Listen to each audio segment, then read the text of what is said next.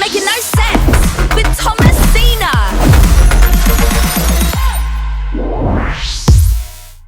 All right.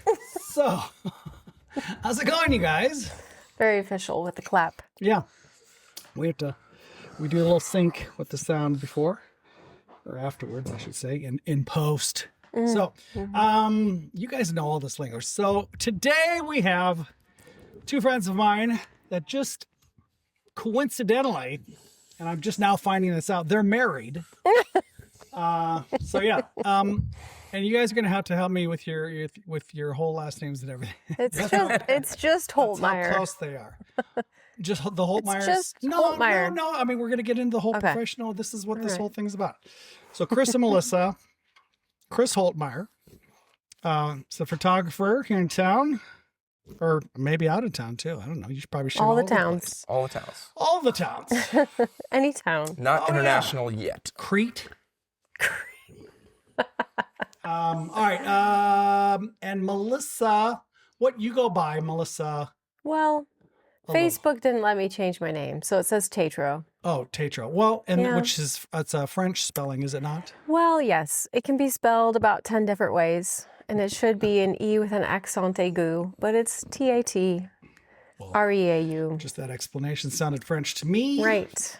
So that's just a Facebook thing. Well, I tried, Facebook wouldn't let me change it, and I tried to keep it as like my stage name, you know? Yeah. That's what I was thinking. But like make the check to Holtmeier, and where I work still tries to hyphenate. It's never been hyphenated. It doesn't work. Okay. But all right. I don't want to get personal. I mean, lady stuff. You know? No. It's funny because every woman that I've asked, especially in this kind of thing, which has been 3 other women. Yeah, I saw that one. But I get this a lot also, just in my other job. So yeah, that they do have kind of they almost apologize for having a different last name. It's just like, well, it's like especially if it's your professional name or whatever, I get it. It's like that's fine. Or even if it wasn't, it's just like I just want my name. Back off. Just quit asking me shit.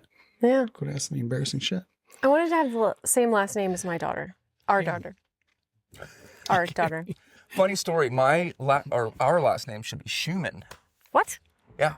Okay. So in the 1700s in Germany, Here we go. my great whatever grandfather only had a daughter, and she started courting a man. His last name was Schumann, and my great whatever grandfather made a deal with him. He said, you can marry my daughter and you can have my farm when I die. You just have to take my last name. And so that's why I'm not Schumann. Just was that by gunpoint or? Just it was a little deal they made 275 years ago. I am turning up. I'm getting a level here. Sorry. I may not edit that up, so I don't care. It's just not important. Well, I think we're good. Good. The guys in the engineer booth are sleeping on the job, so I'll just do it. So you guys decided to come over here for Super Bowl Sunday, Right. and not watch the Super Bowl with me, which I appreciate that. So anyway. I wanted to ask these guys over for a few different reasons. A, they're friends. B, they're in artistic endeavors for their livelihood. And as their vocation, their passion in life. And they're both very good at what they do. And they're married too. So I wanted to touch a little bit about all of that stuff because I think it's intriguing. I know I would be interested in hearing some of that stuff. I have been on every side of that ball game. And yet this is really, I feel like we're in a session here and I don't want to turn it into that. So Melissa, I just want you to look directly at Chris and just tell him, how does it feel when and then fill in that, no. So we do the listening hands. The listening Where hands. did we learn that from? Oh, 4 Seasons with Steve Carell. Do the listening hands. Yeah. Good. I was gonna say, okay. Well, no, we've all been there. So, no, I don't want to turn it into that. So, if I, delve too personal or whatever, just all answer it good. anyway, and that'll be great for our viewers, and listeners. So, okay, so starting with, let's start with Chris. When did you first, because I think I first became aware of you guys maybe through him first, or maybe it may have even been separately in just your two different worlds. But Chris, I can't remember if it was a band shoot that maybe you came. I know you came and did a band shoot, but I don't remember if we knew you from before then or not. But anyway, tell me a little bit about when did you first get going in your life in photography? When did you turn it into a career? How's that? I mean, tell me how that all works. I didn't buy my first camera until I was 33 years old. We had a daughter, and she was about 3 months old, and I didn't want all of her baby pictures to be on a cell phone.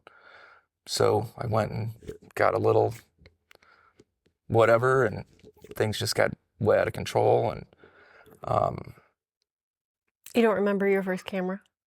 yeah, it was a Sony Nex. Okay, so it's not a whatever. It's insignificant, but but I just got more and more into it, and friends would ask me to take photos of them for whatever, family photos. And It was a lot of practicing in the garage.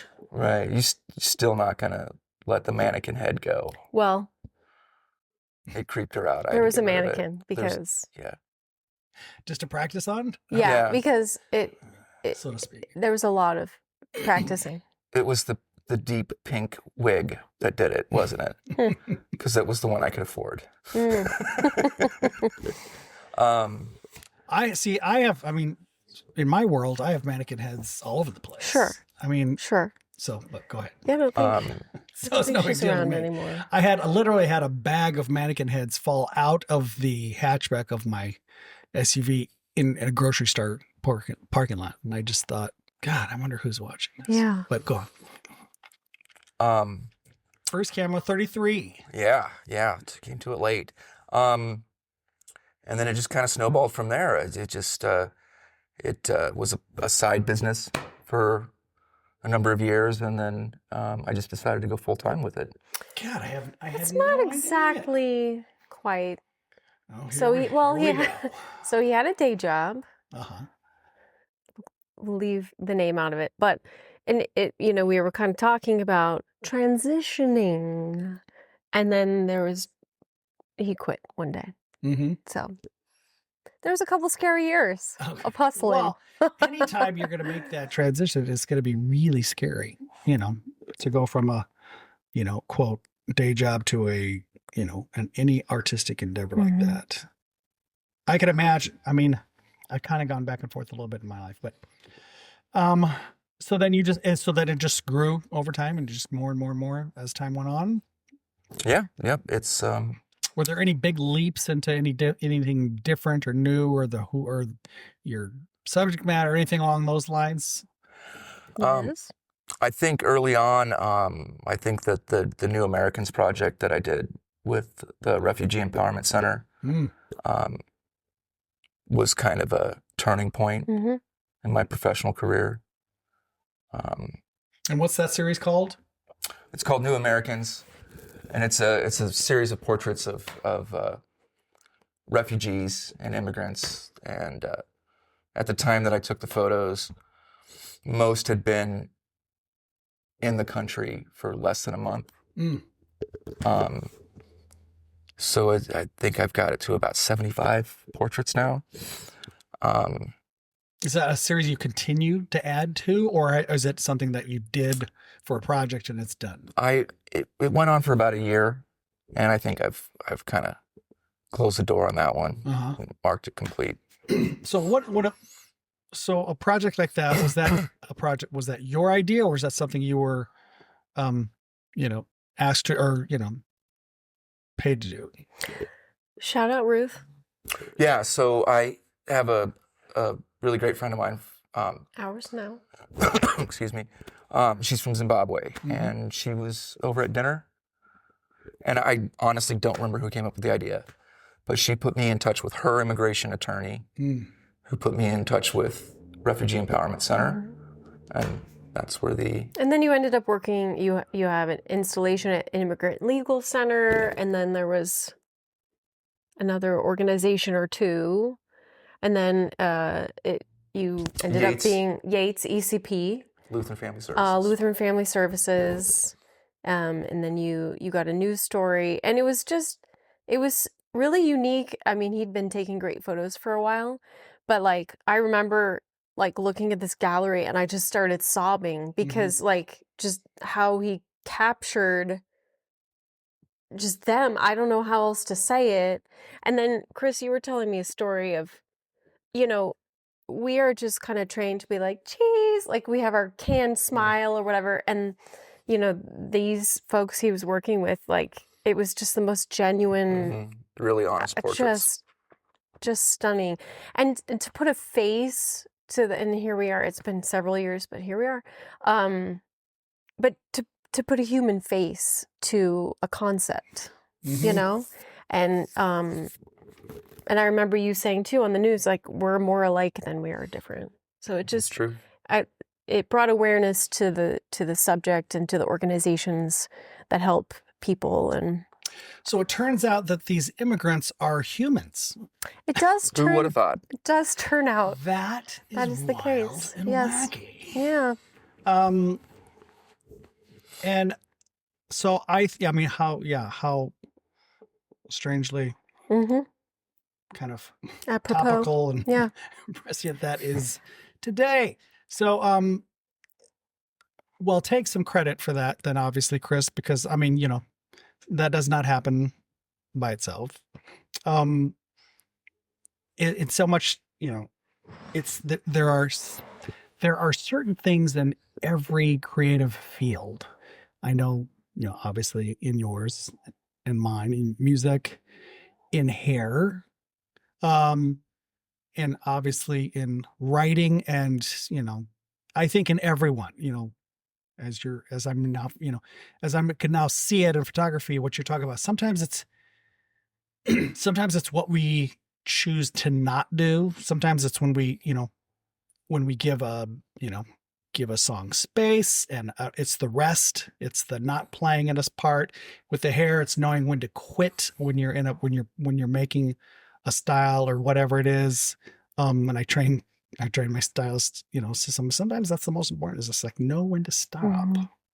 And I think that has probably a lot to do when you capture moments that ultimately we can see as like very genuine.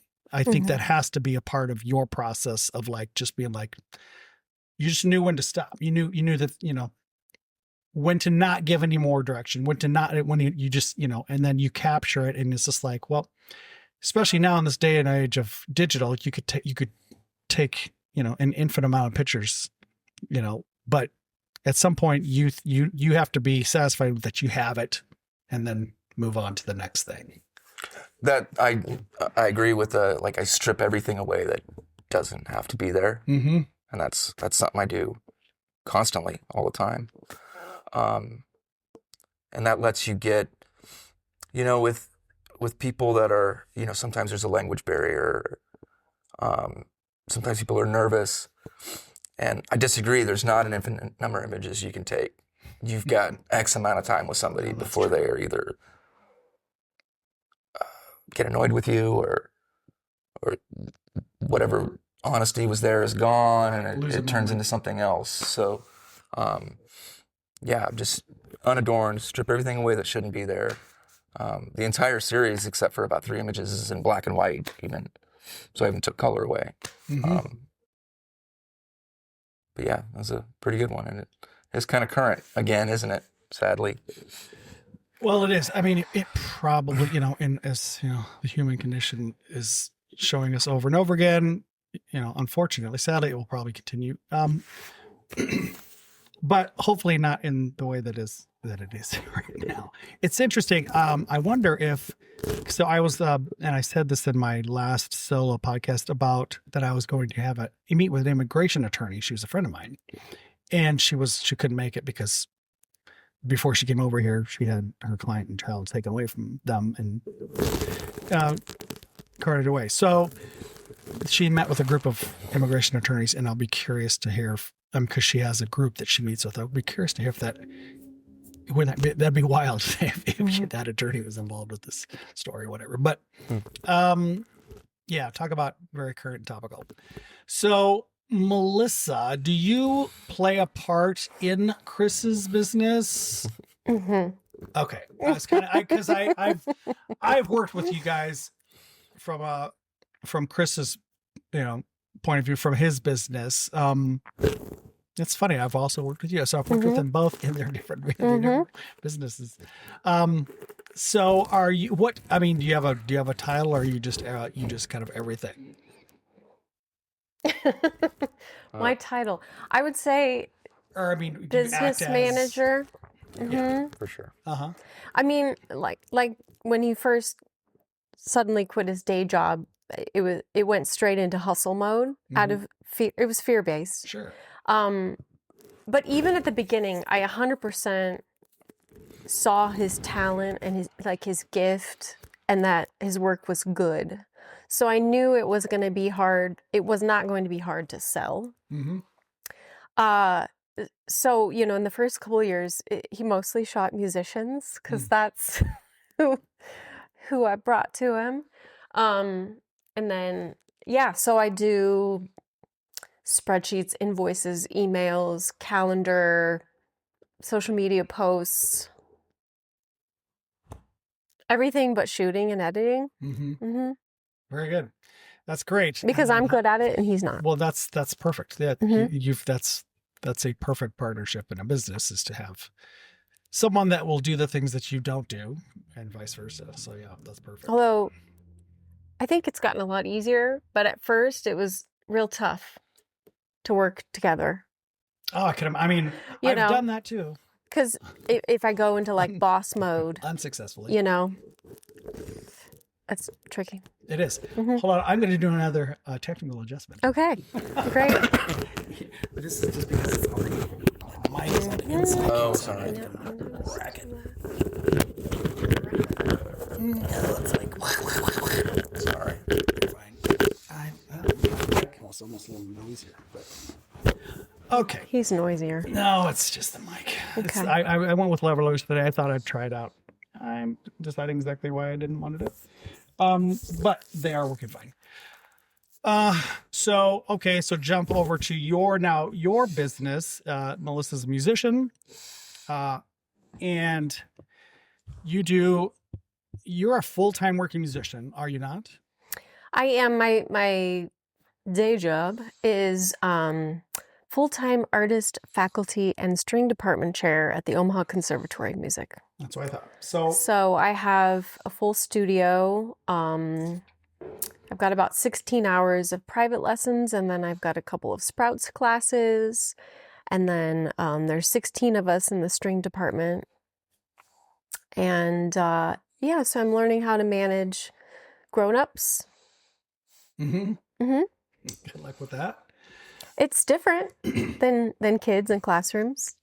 I've done that. I've done a lot of that, and yes, and then kids is easier. And then I play. So I am a founding member and manager of the Mar String Quartet. Mar. Just Mar. Okay. The H is silent. Gotcha. And then I sub with the Omaha Symphony, and I play with Mannheim Steamroller, Broadway. I'm a Broadway local. And whatever else I can get. So I saw a stat at one point with you. How many gigs in a year? What would be like the high number for you? I don't know, and I haven't done last year's taxes yet. For the quartet, I usually book like maybe 50 gigs a year, 50 to 70, and then I do solo stuff, with Carly and Natalie and Nikki and like funerals and other whatever things. Right. I don't know, a lot. It's a lot. I meant to count our 1099 pile before coming over here and I forgot. I mean, It's ultimately, it's isn't pretty it like tall. over like 200-ish to over? I don't know. Don't worry, the IRS is not going to listen to this. I keep it very honest. That's fine. Yeah. I get it. It's a shitload. It's a lot. What It's a lot of 1099s. Although he has less because he's an LLC, so he doesn't get as many as I do. Oh, yeah. Well, I get that too. We kind of operate the band as an LLC and do 1099s from the band. But, so that's, I mean, but I just, I can't imagine. I mean, that is a lot of gigs. That's a lot of gigs. We don't even do a fraction. It's amazing how few gigs that we do, and even in all the different things that I do. Nikki and Carly do a lot more than I do because they do all those solo. But I don't think I'd be able to handle all those gigs. That'd drive me. I mean, I've got a really full-time daytime job. So when did you get? I mean, I assume you always played. She plays the violin. I mean, I started in 4th grade in school, which is kind of old nowadays, I guess. You did a school you like a school violin program? Yeah, like Millard Public Schools. Oh, awesome. Good for that. I mean, that's, how could you not be for school, arts in the school? Right. That's great. So they were doing just a traditional method. Yeah. I started violin. I started Suzuki method. Oh yeah. I wasn't like crazy young, but I don't know. Probably maybe somewhere around there. Maybe second or third, maybe something like that. Did you ever get into that at all, or have you? Oh, you did. Yeah, I'm trained books 1 through 7, and I teach kind of a hybrid, but. Is it just completely your own, because you're at the conservatory, right? So they're pretty hardcore. From my standpoint. Yeah, I'd love to talk about that. So when I started there, which is over 20 years ago now, that's crazy. When I was 12.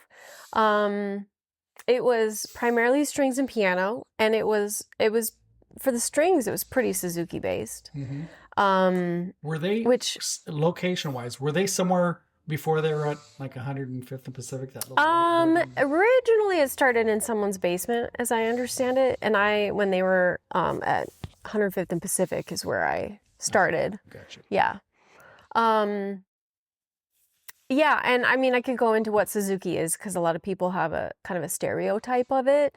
It does tend to start younger because Suzuki believed that if young children could learn their native language, they could learn music through the violin with they have Suzuki triangles, so it's the child and the teacher and the parent. As you can imagine, when a child is 3, they are not practicing independently.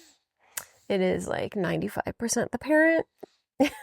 That's funny. Well, it's a lot. My parent had 0 to do with my at that time, but I mean, and it's a lot of oral, like a lot of by ear. Yeah. And for many years, note reading wasn't really a thing. Like I remember when I was in high school, someone moved to town and could play the crap out of the violin, but was sitting in the back of orchestra because he couldn't read. That was me. Yeah, so that was me. And I was the opposite. I grew up. I can sight read the shit out of anything, and then I had to train my ear and improvisation and that sort of thing. So I digress. But anyway, so now and we would hire maybe really great musicians that maybe could teach well, kind of a thing. And it's been really cool to see us develop, we have our String Sprouts program. That's a 5-year program, ages 3 to 8, income-based. And we teach kids all over the city, particularly in underserved areas. And we certainly have students that go very far and they compete nationally and they go on to become music majors at conservatories. But 10% of our student body is adults. And yeah, and we have, anyway, so we really have a heart for educators, and we teach the whole child, and we have just about every instrument, and it's been neat to see it evolve That's to awesome. more of a broader scope, and I don't know. I'm tired. No, Words are no. hard right now. When we first started But, like, dating, yeah. her Oh, studio was okay. so small that both people had to stand up when you opened the door. It's pretty And small. you could close the door and then you could Yeah. go ahead and sit down. Shuffle over. Yeah, Yeah, I it was was- actually working Like a phone booth. when he came to pick me up for our first date. Oh, nice. Yeah. Yep. And now you have the recital hall, the concert hall. Yeah, it's a beautiful space. Yeah. Beautiful, On beautiful building. 70th and Cass, former Temple Israel. Right. And it's right next to the Omaha Community Playhouse and the Omaha Academy of Ballet. It's beautiful. Yeah. Yeah. Little cultural district. Very cool. Yeah. You guys have a little coffee shop in there? We do. Yeah. Yeah, Open it's- to the public. Yeah, Myrtle and Cypress. Very good. So people can, if you just want to stop in to see the place, you can go have a cup of It's coffee beautiful. in their cafe and then just go check it out. Yeah, check it out. I'll give you a tour. I do like what you're saying in regards to they've broadened their Yeah. inclusivity, and I don't mean diversity. I think that's probably always been part of Well, but it's much more accessible. Yeah, And it's it. There you go. you know, we are kind of all over, people come to us. Actually, we just had someone run some numbers with where all of our students come from for lessons and classes, and it's from all over, which is really beautiful. And then we go to the underserved areas, and we serve something like 800 students a week right now, and Wow. it's just such a beautiful community. Well, I mean, we've all done it. We taught in our basement. We taught in a music store, and it's my favorite thing about the conservatory is the community. that's awesome. Yeah, it's a cool vibe. Didn't you actually cause a shortage of child size violins when you were getting this? I don't know. No, the director was telling me. So Oh. they bought so many, 8th size? Maybe smaller. 16th? Yeah. They bought so many of these instruments at one time to get this program going that they Mhm. caused a national shortage Oh, of national. this size of violin. Jeez. Yeah. Well, so the woman that I took violin from, Valerie Caparelli, she lived across the street from us, and that's why we took from her, because she was Sure. teaching all her kids took. Mhm. And so we were like, oh, that's cool. And, because we were all kind of musical, but just like, Mhm. loosely, very, loosely musical. And so we're like, yeah, let's take, so me and my sister, one of my sisters took violin from them. And as it turns out, one of her sons, I still kept up with one of her sons, but, another one of her sons moved to Japan and makes violins. That's what he does. Their youngest daughter moved to, I want to say she played for the symphony maybe in Texas or St. Louis or somewhere south of here. I know that. And as far as I know, she still plays, but maybe not. But yeah, those are the two that stayed kind of most closely connected to what she did. But she was great. But yeah, back then I was like, my mom my folks had nothing to do with my lessons whatsoever. I would just, she'd call, literally head out the window, Tom, it's time for your lesson. Oh, And we'd be fun. playing. And so Yeah. there I'd go over there just like filthy. So anyway, but it was great. It was a great experience. Mhm. Unfortunately, when it came time, so I played for a few years, for like 4 years, I think. And when it came time to buckle down and start really learning music, notation, couldn't do it. I just refused to do it. I said, it becomes too much like school. So then I quit and I took up the piano. Mhm. So anyway, so yeah, that's so cool. I like what you said about the accessibility. That's great about the conservatory because I'll share this. I took my two older kids there, probably, I don't know, 18, 20. Well, no, it was probably 20 years ago, or close to it. and I felt like it was just so rigorous. Mhm. And it was just like it was, and they kind of came right at the parents too, and just be like, here's the deal, And they really did. It was just like, okay, I just was trying to get my kids some lessons, get them going or whatever.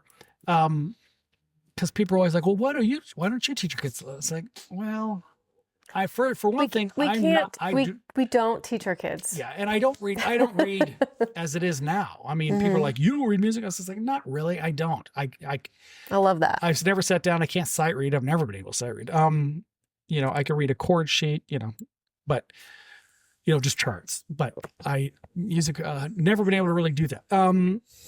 So that's the other reason why it's just like, I'd like to get my kid, and I'm going to get my two little ones, I think, going here anytime now. And I'd like to get them to where they can read music. Because I can now see, not being able to do it, I could see definitely the benefit.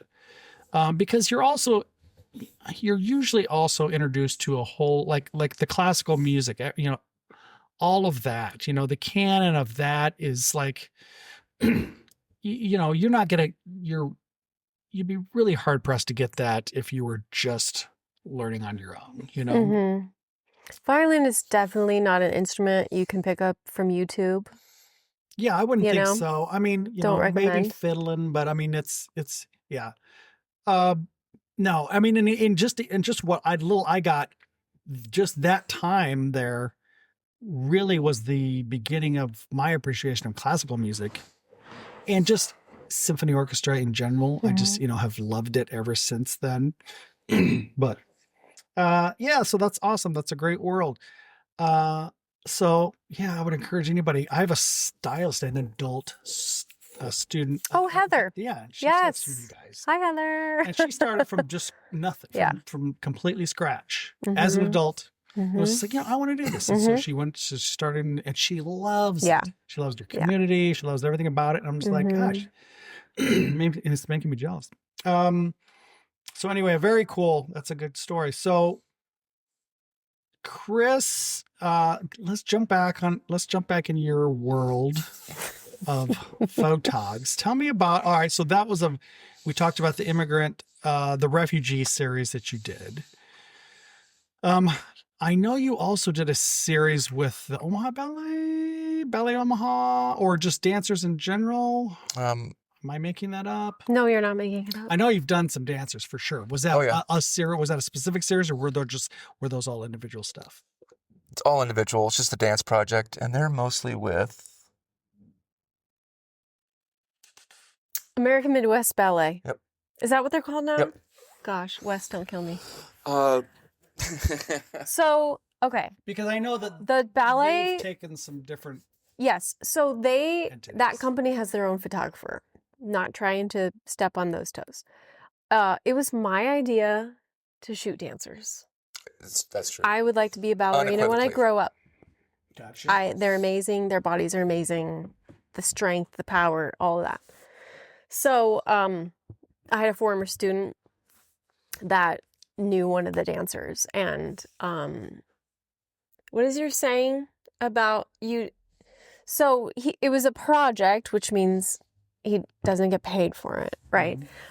It's just something he's doing for his portfolio, and when one hears about it, then they all come. Oh, it's like feeding stray cats. So the first time I shot 3 dancers, and the next time six yeah. show up. Yeah. It's no, but they're Yeah. great. I get it. That's cool. And they're not shy. And they're all such amazing people. Yeah. I'm sure they can emote. I wanted to come at it from like you said, they do the promo photos each upcoming performance, and I wanted to come at it from a different angle, more of like a little bit more raw, more like I wanted to show them like the athletes that they are, because that's absolutely like the pinnacle of like being, of human conditioning. Right. So it's not as glowy. It's a little more raw. It's a little more stripped Physical down. nature. Yeah, I wanted us to show the muscles tensing, and so that's what I've been doing the last. It's been a while. So I 5 mean, or you 6 did some years. studio stuff. Old Market. There was a field. There was at the Bemis Center. And what's really fun, and actually this is a kind of a circle back, but Wyatt, one of the dancers, got married. It's 3. Did we figure this out? 3 years ago in January in Palm Springs, California. And Chris got to shoot the wedding. Nice. And it turns out his husband's boss is Paul Smith, who founded the conservatory. Right. So I got to have dinner with Paul and Annette Smith And a client of mine. in under the stars in Palm Springs. Nice. Yeah. So, And then we got wedding number 2, dancer wedding number 2 coming up. well, that's not retained. It's 2027. not retained yet, so better not jinx anything. Oh, true. Yeah. Anyway, And that is, dancers let's get a name on that. I'm just kidding. I love that. So do you go on location often, or is it just kind of every once in a blue moon? It's We to tried- shoot. I should say out of town. yeah. Oh. So you did. Out of state. You went to Long Island for some Long Island, for some headshots for a company. DC. And then we went to Washington, D.C., and I have a bunch of friends there. So we did, Where else? well, I'm going to talk about D.C.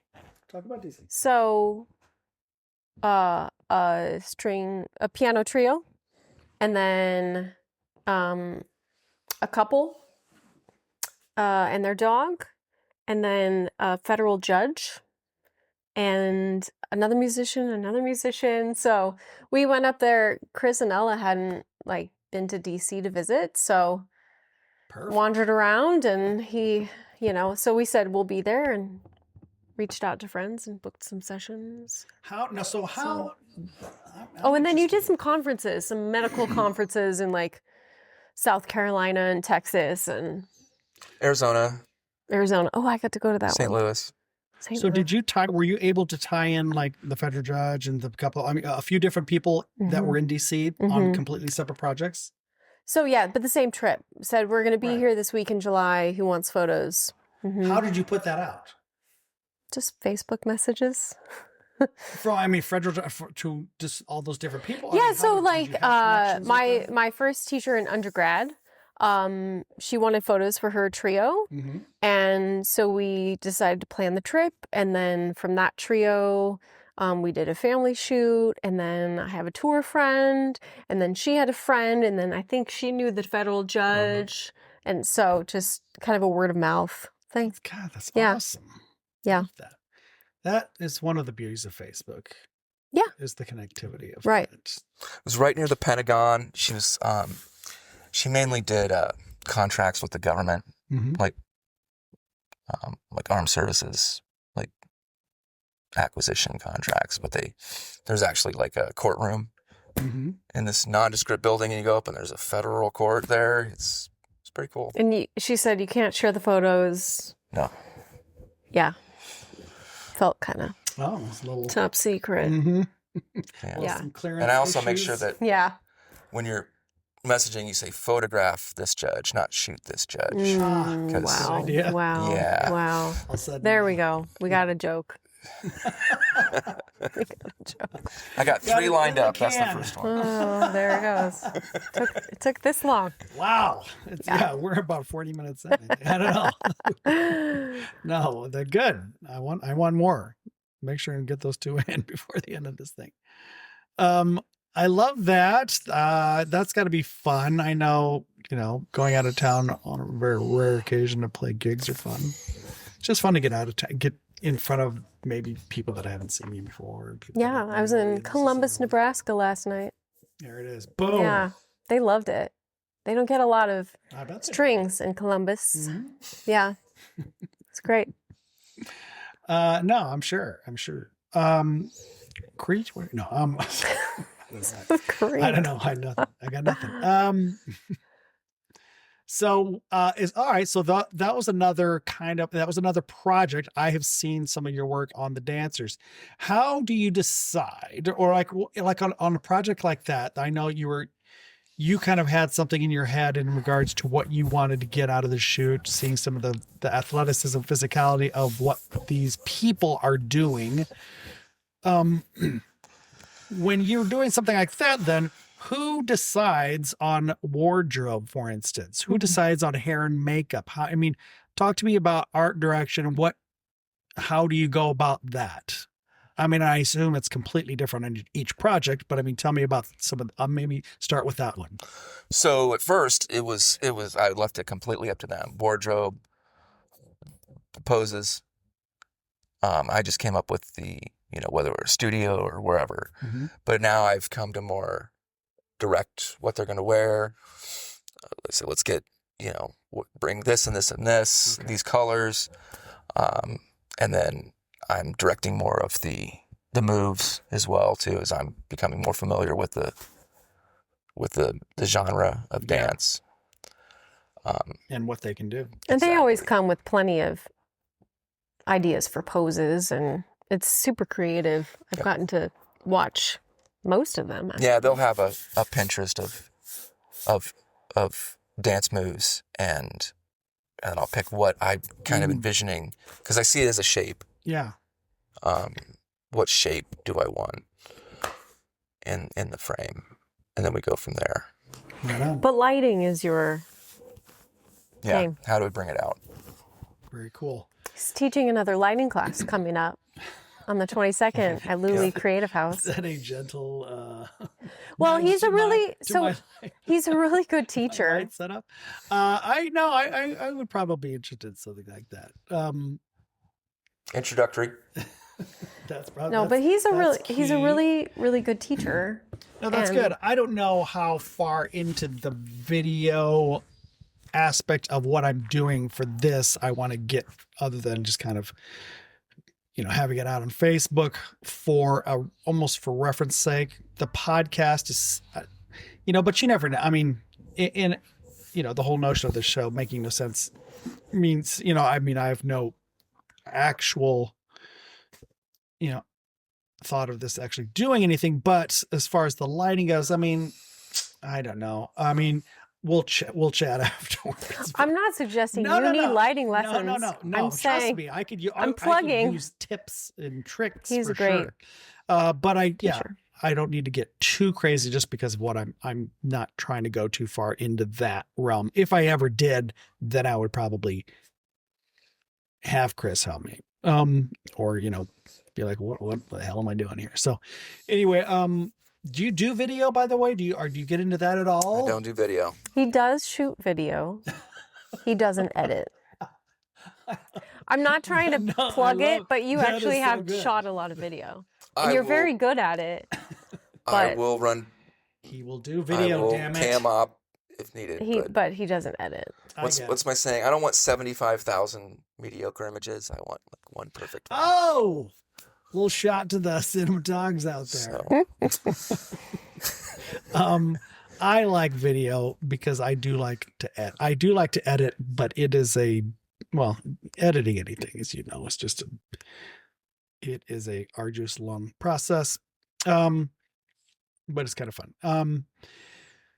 So, all right. So beyond the dance project, is there anything that sticks out in your mind, either project wise or even just a single photo that you would put on your Mount Rushmore of shots that you have done?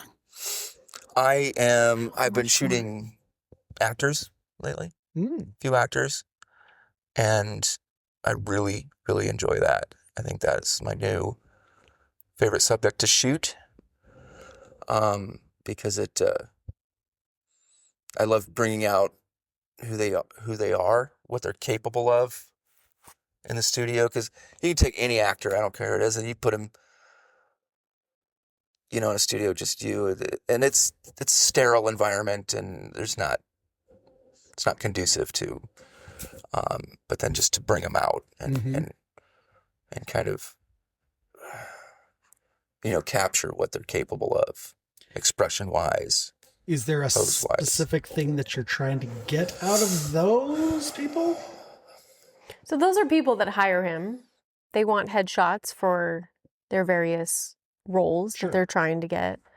So it's cool. And we've had, like, for example, a male actor who shows up with a beard, shoots in the beard, and then he shaves, and then he gets some clean face shots. And Plugs up my sink. girls show That up was with joke curly number two. hair and then straighten it. I don't know what joke he even made. I got don't it. even know. It's in. I got Okay, it. it's in. But yeah, I mean, first of all, is giving them something to market themselves with to casting directors. But then, I mean, going beyond that, making something that is more than just a headshot, more than just an 8x10. Well, when they come to you with that, is there? I assume there has to be some standard of what they're trying to get, as far as like, is there? Do they just try to come up with one headshot, or is there they try to come up with like? No, we try to get a full range of Mm-hmm. looks, expressions, emotions, if we can. The only thing that I really fight against from a technical aspect is that agents and casting directors don't want to see too much of a dramatic image. They don't want too much of a dramatically lit image. They really want the face to be illuminated quite evenly. It's kind of one of those things that I right. that I got to stick with. I get it. So I can't get too out there. But yeah, I like to, I like to say, yeah, this looks like an IMDb shot, when you look up and, a famous actor. Right. That's what I want to give them is something that's very commercial, very marketable, very current. I would say maybe your area of expertise as artists in general, whether the dancers or literal artists, you've done like performing artists, visual artists. He has shot art itself in a well-lit, high-resolution way so people can make prints. Going back to, he did some work for the new American Arts Festival that Benson First Friday used to put on. He for those refugees and immigrants, they would have textiles, paintings, leather bags. So he would shoot the products for them to kind of launch their business. Our artist friend Nathan, and just tons of musicians and actors. Yeah. It's kind of, I mean, honestly, it started, like I mentioned, like who we knew, but then, they post the photos and people like them, and then their friends come. I mean, he certainly has shot plenty of financial advisors and lawyers, and they're not as fun, to be honest. Right. But they get a lovely photo for their business. But attorneys come in and they're already looking at their watch. Anyway, so Already. and he doesn't necessarily advertise events, but he has worked for, I mean, each year about a dozen nonprofit arts organizations. The Omaha Conservatory, KVNO, Bemis Center, Omaha Performing Arts. Been doing quite a bit of work for them. A lot lately. of work for them. Nebraska High School Theater Awards. So Omaha Performing Arts has been doing, has it been a year or has it been 2 years? It's been a while. They're doing a lot of outreach, so master classes and they call it a lunch and learn, where it's participants, they have lunch and they'll have 3 cast members from The Notebook, and it'll just be a Q&A. Well, and every time Broadway artists come to town, kids get the chance to have a master class with them. They have dance workshops. There's photo booth in the lobby. Cirque Calabante they had a drumming workshop at the Highlander. Mm-hmm. And that was, man, there must have been 100 people there.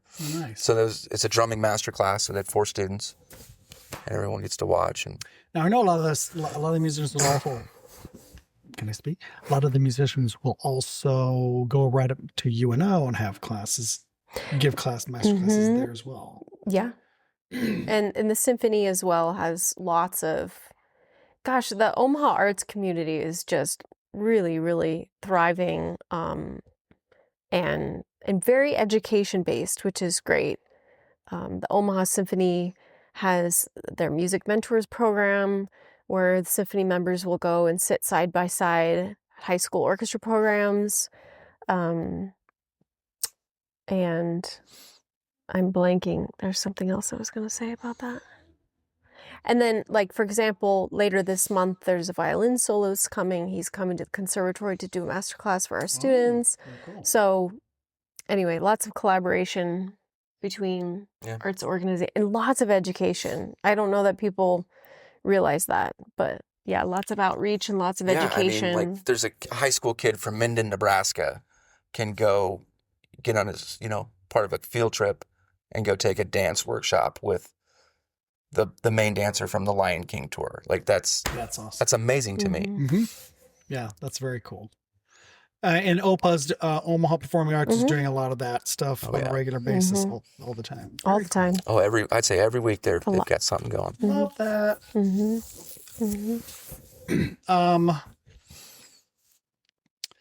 So you also, well, give me one more of your favorite shots before I move forward, Melissa. Give me another one of your, what's one of your babies that you just are like? I won't give you a shot, but I'll give you a subject. And, like, I still shoot high school seniors. Yeah. And I'll never stop shooting them. I love shooting especially athletes, high school athletes. I love that they, this 17-year-old kid, they will work their ass off to give you a good photo. And I love it. That is cool. You know what I mean? And they're down for whatever idea I have, and they will try their hardest to give you that photo. It's so fun and unique. And I mean, I think what you do when you collaborate with your seniors, it's not like, certainly not what we had X number of years ago. I won't say how many. But yeah, like in their element. And especially with male subjects, girls love the idea, I think, but the boys kind of get dragged by their mom to this consult, and by the end the kid is excited and but like that photo that you posted of I forget her name, but she's in the sand trap, golfer. Her name would be hard for you to remember. It's Ella. Oh. Yeah. Wonderful. Yeah. That's their daughter. But so I was down low shooting this, and I was getting hit by sand. And when I woke up, I thought I got everything. When I woke up in the morning, my sheets were full of sand. But the senior photo, they're on the course, and she's shooting whatever she's shooting, and there's sand flying, and then he's gotten a couple of hurdlers like going over the jump, the They call it a hurdle. the hurdle, and yeah, just that's awesome. Cool. I'm sure I like that. I mean, that age is because I bet it's totally different than shooting the college graduation shots, because they probably wouldn't be quite as open to. Well, they're just a little more buttoned up. He's done many like cap and gown sessions, especially on the Creighton campus, and it's lovely. Or like med school application, they're kind of Well, I know my grown up, daughters, I could tell the difference between just my daughters when she, definitely her graduation shots from high school to senior, they were beautiful. Her college shots were very beautiful. But then I also saw there's kind of like a series of that, like that they all kind of do these type of shots. Popping the champagne. Of course, hers was the best, but yes, of course. But I did see some similarities with. Okay, I see that's a shot. That's a common shot that they get. Very cool. So, Melissa, I've seen you at a number of different symphony gigs down at the Holland Center, which I always love. I was like, oh, there's Melissa. Are you? So is it? But you're not in the symphony proper. I'm not a you? contracted core member. Uh-huh. No. But you do. Is it? Would it be considered just pop? The pop series, or is it everything? It's everything. You mean like what I do? Yeah. Like when yeah. I see you with them. So like this month, we're doing like Stravinsky's Firebird, right? So the Masterwork series, which is kind of the more, Beethoven, Mozart, whatever. Not pop series. They need like 12 in each section, first violin and second violin. So probably going to get called for those because of the numbers. And then the movie concerts, which are my favorite, also have a large group. Pop concerts tend to be a little smaller, although I did get to play the Christmas series this couple months ago, which is fun. I love pops. I love movies. I like the classics as well. And when you think of someone who's classically trained, that comes in handy. But as a sub or a per service, however you want to call it, talking about sight reading, I've been called an hour before a show, or before a rehearsal. And in an ideal world, maybe you get the music a couple weeks in advance and you theoretically would look at it. But I can sight read well. I can blend into a section well. And the students that are coming out of music school now, at the level of playing is just each 15, 20 years, it just, I swear what is going on there? Is it is it YouTube? So that's social media? I think it is access. Like, I sound like an old lady, but I tell my students when I was in college, when I wanted to listen to something, I had to go to Barnes & Noble and buy it, my one copy, or I had to go to the library and check out a CD. And that was the recording that I listened to, and now you can go on YouTube and listen to 12 different people play it. You can take virtual lessons. I have a student I taught for years that moved on to another teacher, but then she's also taking lessons with some other state. Like, just the accessibility, right, and the access and the level of teaching has gone up exponentially as well. That's interesting. Yeah. So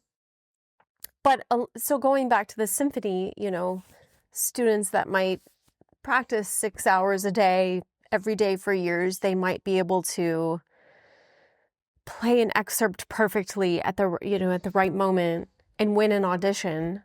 It's nearly impossible to win a symphony audition. But to be flexible, you don't learn pop music in school. All that kind of stuff I've learned from experience. And to be able to sit in a section and sight read or quickly adapt and blend in and play all genres of music. And Broadway is a great example of you play anything and everything, and it's soloistic. And anyway, I'm rambling, but I would consider myself to be probably the most, I don't know if diverse is the right word, but I kind of do it all in town, which is cool, I think.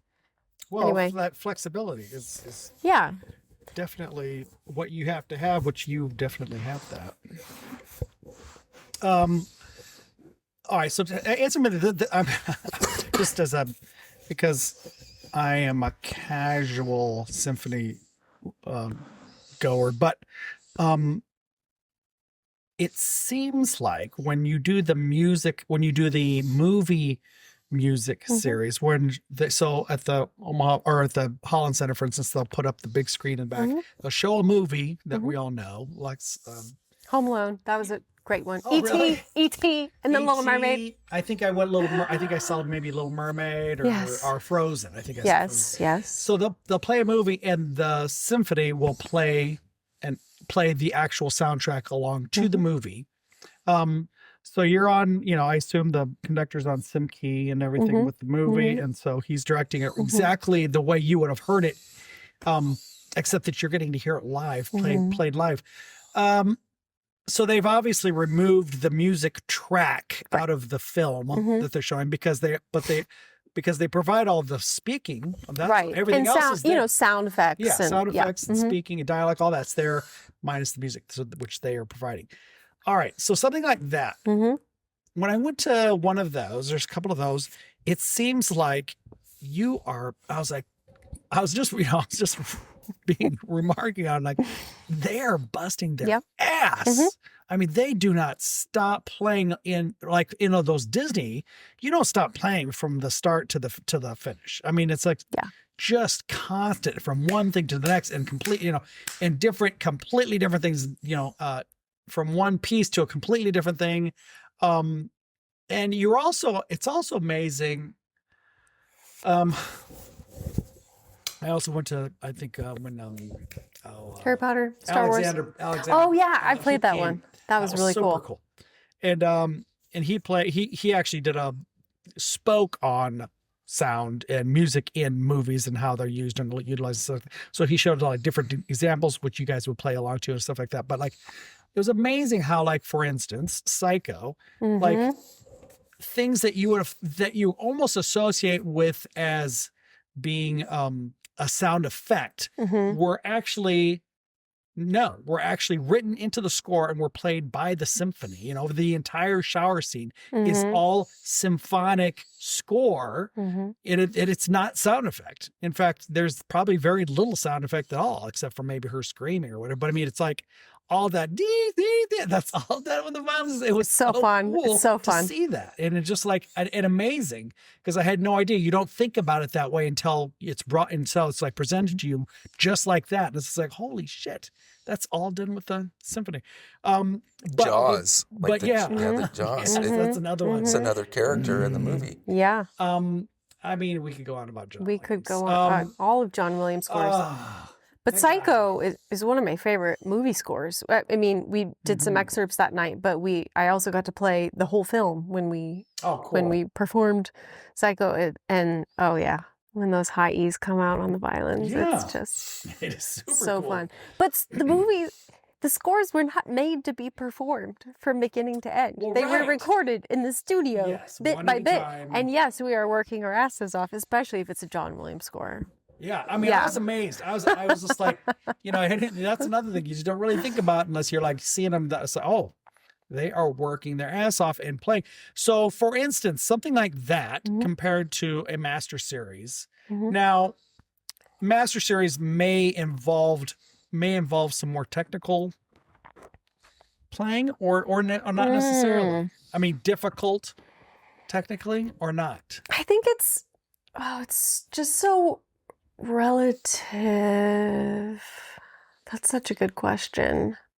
Yeah, but the fact that you're not answering me like that in 2 seconds is already telling to me, like, maybe not. So like the masterworks, if you get, I don't know, I'm just gonna, like a Beethoven symphony or something, it's possible that you've performed it before, that if the oboe has a solo, they've already learned it, they've auditioned on it. So it might be you already know your part and we're just kind of putting it together. It's just also different. Maybe. What were you saying was really hard to play was Harry Potter because it was.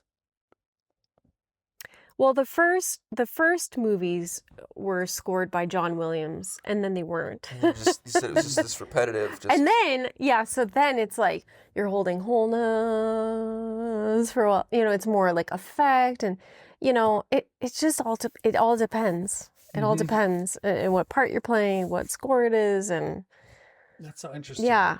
I like the variety. Yeah, I love the variety, and I like that. And I love and respect the people who have contracted jobs with the symphony, but that's just about all they have time for. And, you know, I'm an educator, number one, and I probably do about, it's leaning more towards my day job, but, you know, for a while I've done about 50-50, you know, teaching and playing, and I like the balance of it. And playing makes me a better teacher, and teaching makes me a better performer. So going back, just FYI, or just for my own edification on this, when you play, for instance, Little Mermaid, compared to a Masterworks series, you know. Yeah. I would say, I mean, I typically... Is time and effort. So talk to me about like length and workload. I mean, So the length of the show is probably about the same. For movie concerts, there are just 2 rehearsals. Masterworks, there's 4 rehearsals. And I would say probably preparation, I would have to practice more for Masterworks because, I mean, for a movie, we're working hard, but it is in the background and not exposed. We're in the dark, literally, but it's a little bit more effect. Whereas with a symphony, you know, the section might have something that really has to come out, and you really have to be together. Yeah, I don't know if that makes sense. Well, I would think the Masterworks would probably be scrutinized more. For sure, Yeah. for sure. Yeah. I mean, right. I mean, people are watching us instead of the movie. Right. People are probably a little bit more in tune to. Yeah, maybe they've heard it before. You know. Right. Although no one's heard Frozen more than my daughter. Right. So you were being highly scrutinized. I can tell you. Yeah, there. I remember Franny was just like, the violas are flat. So no, you guys were amazing. So that is very interesting. I mean, when I went and saw that, I was just so kind of blown away by how busy and how, like, geez, they just really worked their ass off.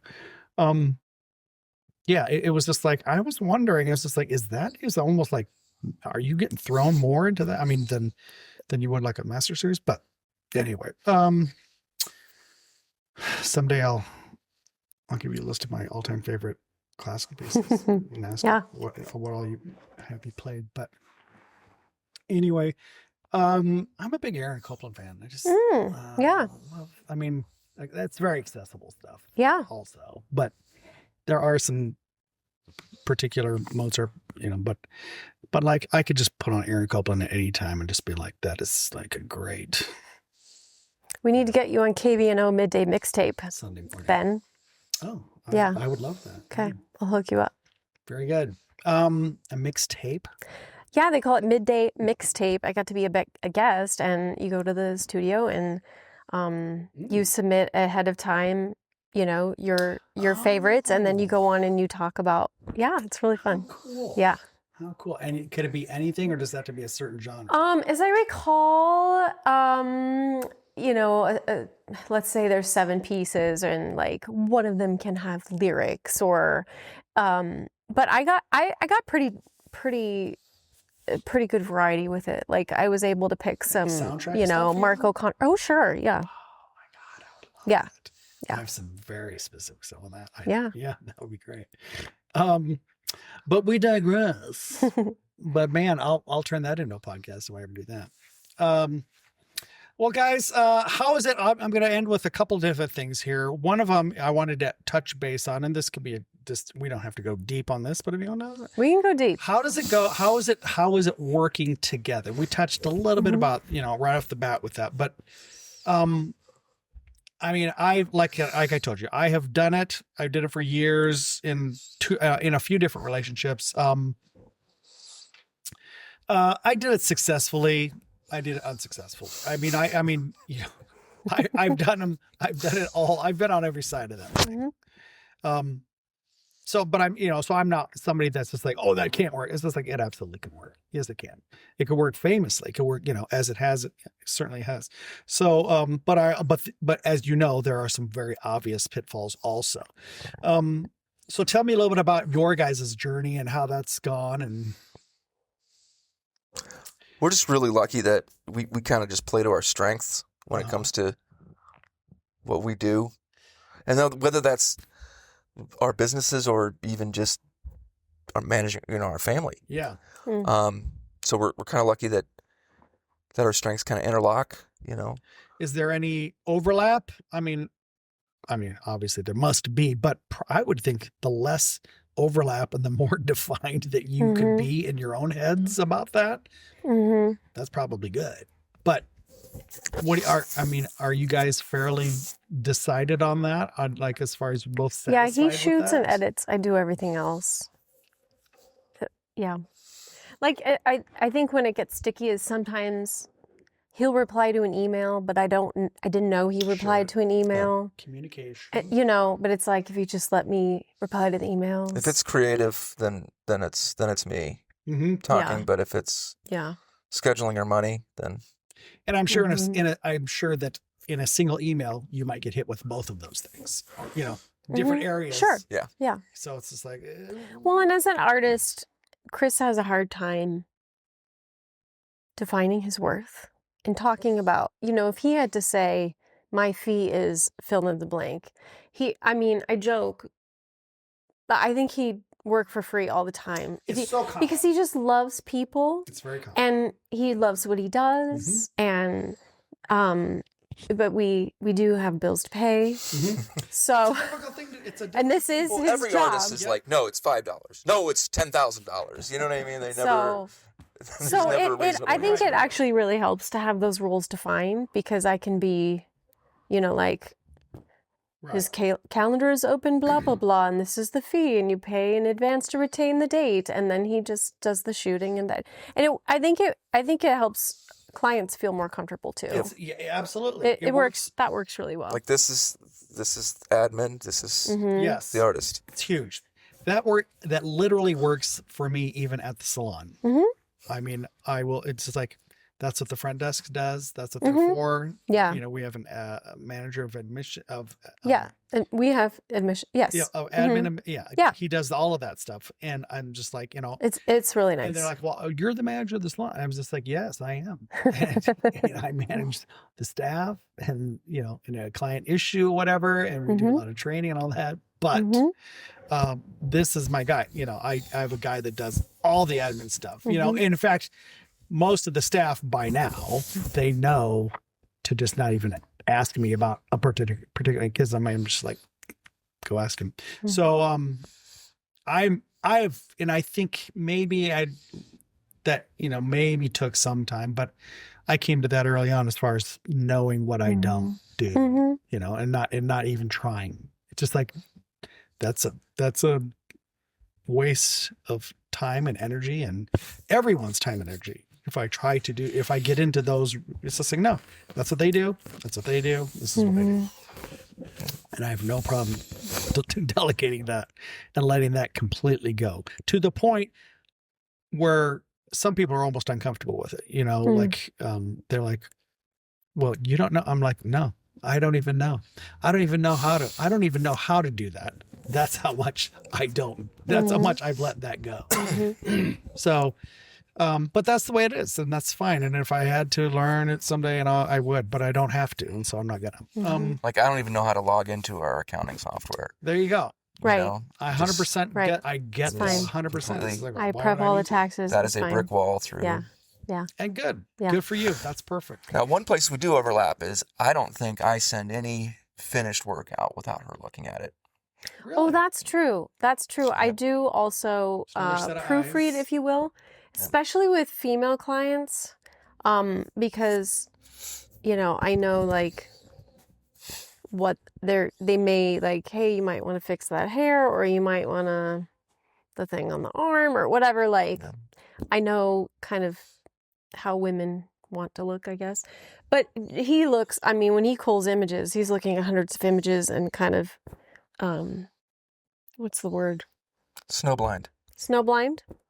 And so before he sends them out, you know, I take a look, and It's every just- once in a while, I was like, "Oh, you left a light in the corner," Yeah, or another you know, set of so eyes on just something. just Yeah, just to- just to make sure. Well, when you So- consider every great writer that you've ever read and have been blown away by, I mean, Has been edited. yeah, they go through an editor. Yeah. For good or for bad. I mean, that's just the process. Where it does get tricky is he's an extrovert and works from home. He's alone all day, and I'm an introvert and I'm around people all day. So that gets hard. Mm-hmm. I bet. I'm sure. Chris is bouncing. So off I the come walls home you're like, and he wants to "Oh." talk to me, and Like she I'm gets in like, the door and she's "Ah." tired. I'm like, did you know Human Nature by Michael Jackson is basically a Toto song with Michael Jackson singing? That's great. And she's like, give me 5 minutes, Yeah. please. so That's hilarious. that's where it gets tough. It's like, Chris, we need to get you out of the house now. Well, and he can edit and like listen to a show or you know a documentary or a podcast and hear it all. Take it all in. And yeah, That's awesome. history trivia. Very cool. All right. Well, I'm asking everybody this, Okay. musically inclined or shoot. not. But Chris, I know I knew Chris you were actually gonna is ask this. musically inclined, by the way. Chris, He you play is. the bass among And guitar. other things, guitar. Mm-hmm. So this we'll take it out on this. So Chris, what is your go-to music artists genre? But artists, I want to hear specifics. That when you get in the car, whatever it is, and you're doing whatever you're feeling your feels or whatever, you pull up like all the time, more than you probably want to admit. I'd say lately. Mm-hmm. Okay, because it's I know what you're gonna say. I've been listening to a ton of Sierra Farrell and Waxahachie lately. No, I'm not. No, I'm not talking about what you're listening to lately necessarily, as to what are those What ones gen- that pull you back time and Bring time back. again Oh. over your life. Oh. Wow. Okay. Okay, this is gonna be totally different then. So probably Pantera. Uh huh. Grew up on that.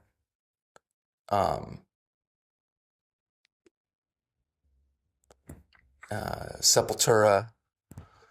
You know, their first couple albums. That's probably gonna be like, you know, Smashing Pumpkins, Siamese Dream was like, you know, my sophomore year. You know, I put that album on. That's probably your real answer. Mm-hmm. I put that album on, and I'm 15 years old again. Yeah. You know, that kind of thing. Right on. Now we can get to the second part of the question: is what are you listening to lately? Whether they're a new artist or not, they're just something that's in your ear lately. Can't get enough of Sierra Farrell lately. Okay.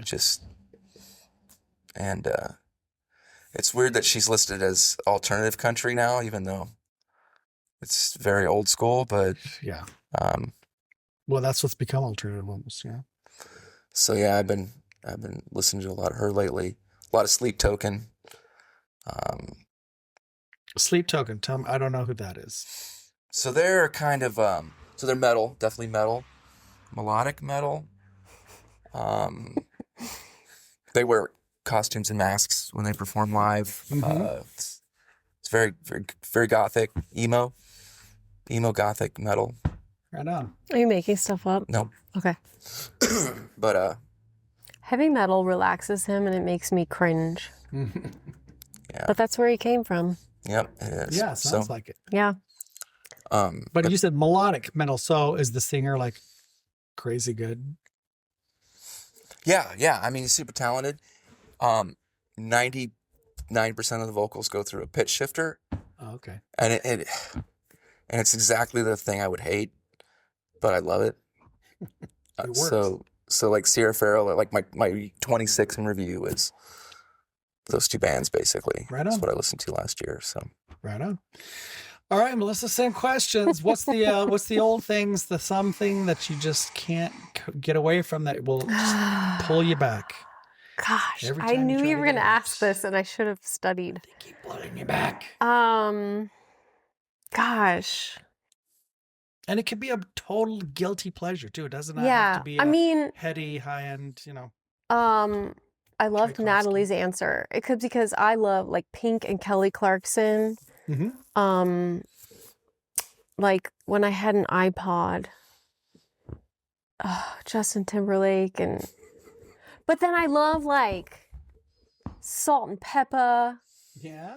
and like Will Smith and I don't know, like stuff that like workout music. All right. So before we get to the next question, the next part of that. Mm-hmm. So it's interesting to talk to musicians, working musicians. Mm-hmm.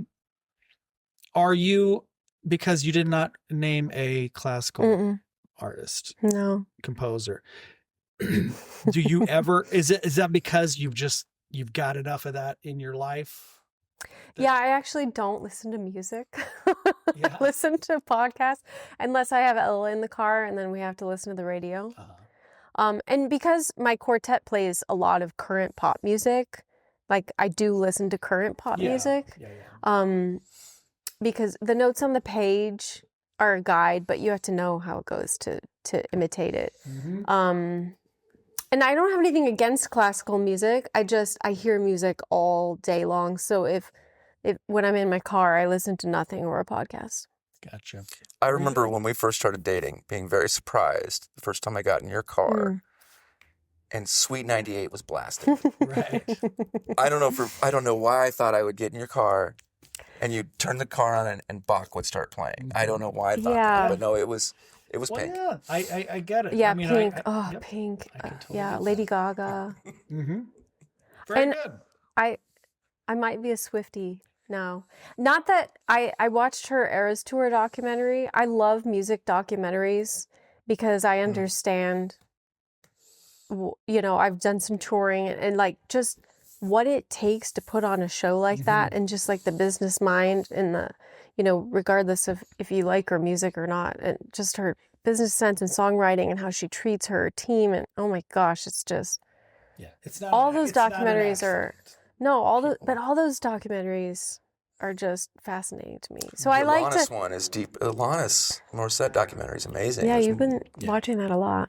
Yeah. I hear it I think coming I've up. watched at least a dozen face. times now. Yeah, a lot of No, times. It takes me Lot of years to times. watch it.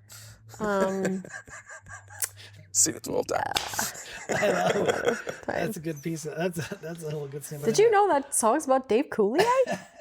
All right. So what is the latest? What is a new find for you? What is something that's come over on your radar? You're like, Ooh, good question. like that. For me,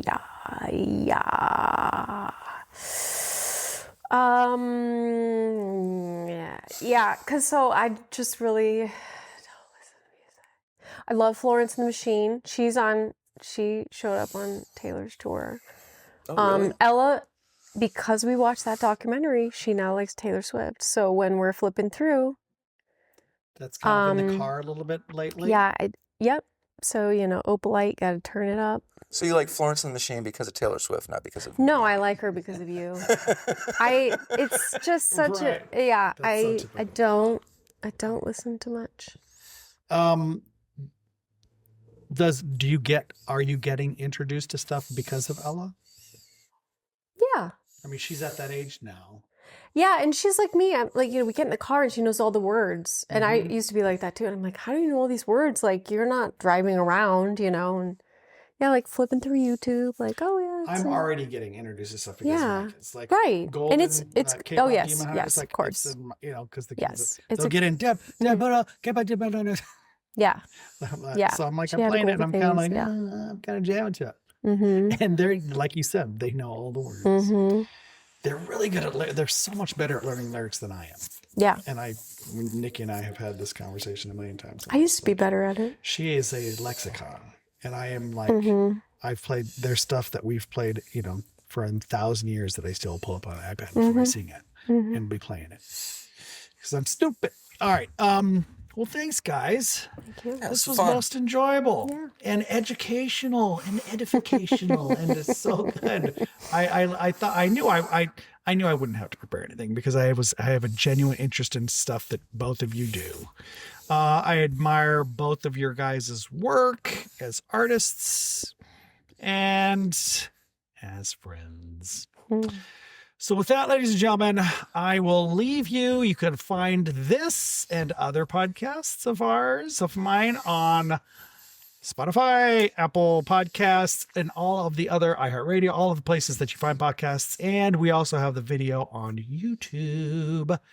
So that's it, guys. Thanks for coming out. Thanks for having us out. All right. We'll see you guys. Bye-bye. Making no sense with Thomas Sena.